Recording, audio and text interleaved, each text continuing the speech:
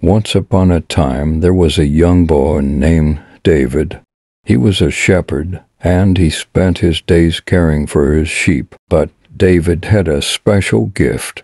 He was very good at playing the harp. One day, the king of Israel, King Saul, was feeling very sad and depressed. He had been tormented by an evil spirit, and he could not find any peace. One of his servants suggested that they bring in a skilled musician to play for the king and soothe his troubled mind. The servant had heard of David's harp playing and suggested that he be brought to the palace. King Saul agreed, and David was sent for.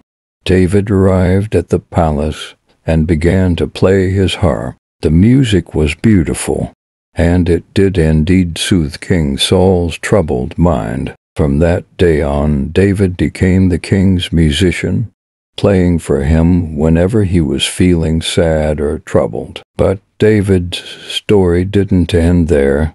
One day, the Israelites were at war with their enemies, the Philistines. The Philistines had a champion warrior named Goliath, who was very large and strong. He challenged the Israelites to send out their best warrior to fight him in single combat. The Israelites were afraid, but David was not.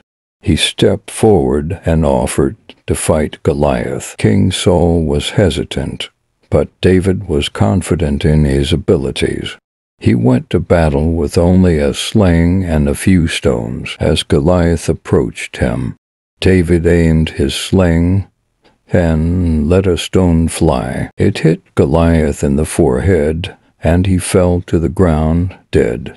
The Israelites were amazed and overjoyed.